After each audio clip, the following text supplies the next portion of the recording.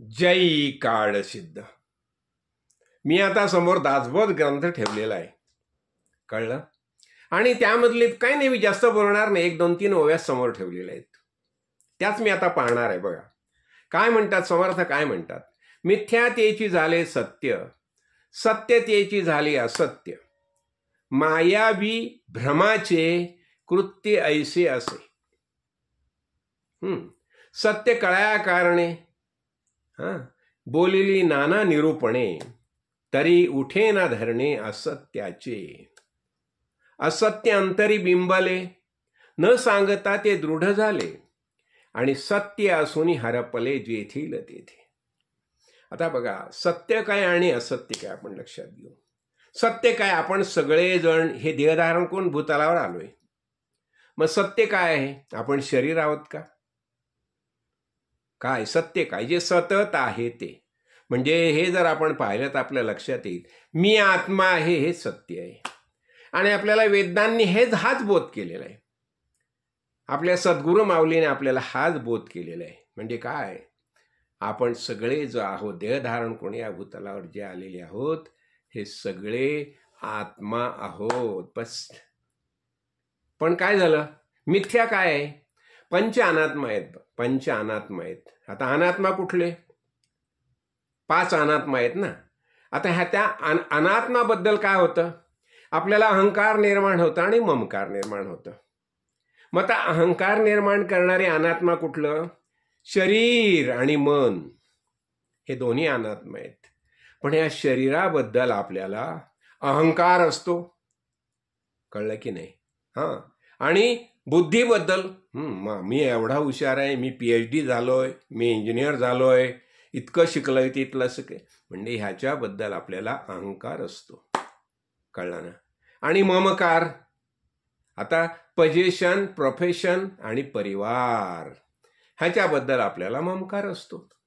पण खरं जर पाहिलं तर हे पाचही अनात्मा जे आहेत ना, हे कसे आहेत, मिथ्यात्व दर्शनम. मग आपल्याला काय करायला पाहिजे, आता बघा, हे सत्य समजावं. सत्य कळया कारणे केली नाना निरूपणे, कळलं की नाही?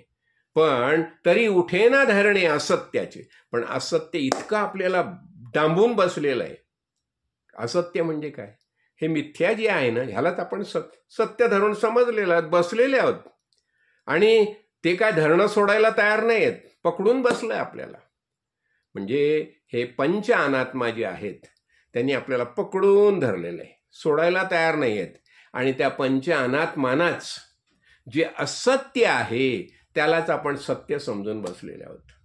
आता हे असत्य आपल्याला समजावं आणि सत्य समजावं, कळलं ना? सत्य काय आहे, आपण सगळे जे आहोत, चेतन परमात्मा परमेश्वर, हे वास्तविक सत्य आहे.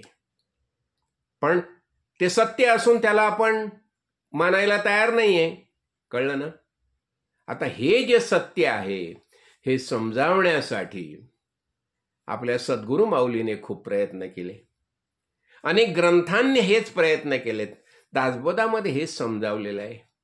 वेद, उपनिषद इतकंच नाहीये, योगेश्वर भगवंताने भगवद्गीतेमध्ये सगळं हेच समजावलेलं आहे. पण तरी सुद्धा आपण हे जे आहे, म्हणजे आपण आत्मा आहोत, हे आपण सत्य मानायलाच तयार नाही आहेत.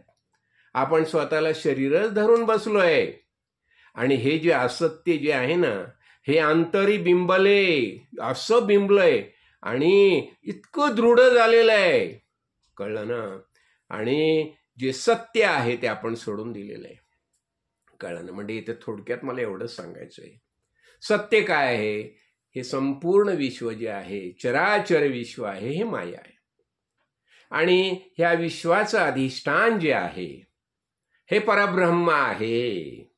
जसं ज्ञानेश्वर माऊलीने म्हटलं की नाही, सोने बनले लेणे नसोनी लेशवणे, बीजची झाले तरु सुवर्णची झाले अलंकारू, तैसा मज एकाचा विस्तारू ते हे जग.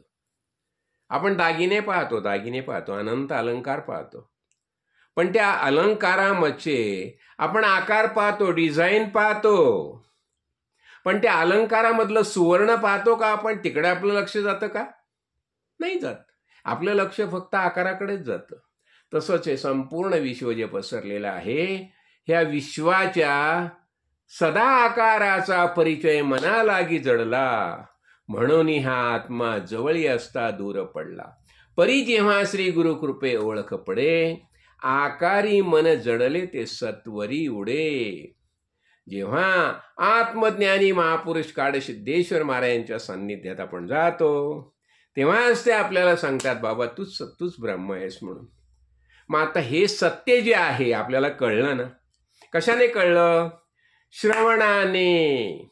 मग आता श्रवण केलं आपण, मग त्याच्यावर आता मनन करायला पाहिजे, आपण निश्चय करायला पाहिजे. कळलं की नाही? मग त्याचं मनन झालं. म्हणजे बघा, आपण ऐकल्याने आपल्याला ज्ञान झालं, श्रवणाने ज्ञान झालं की नाही, ऐकल्याने. मग मननाने सगळे संशय दूर होतात. कळलं की नाही? म्हणून आपण ह्याच्यावर मनन करायचं. आणि मग कसं होतं, मनन म्हणजे सगळ्या शंका दूर झाल्या.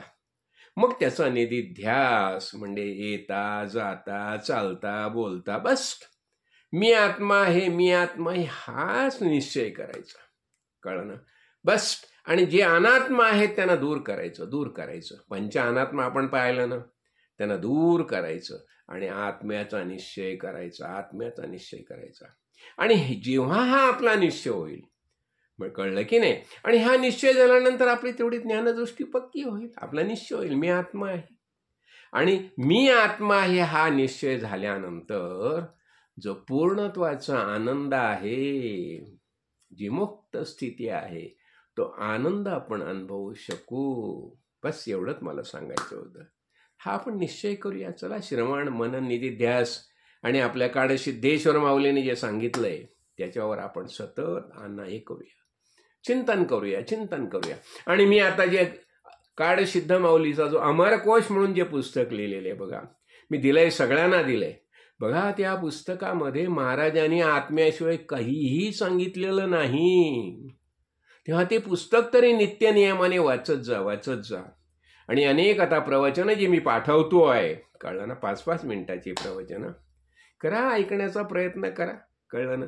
म्हणजे त्याच्यामुळे कसं होईल, हे असत्य आहे ना, आपण असत्य धरून बसलोय, ते दूर होईल आणि आपला सत्याचा निश्चय होईल. जय काळसिद्ध.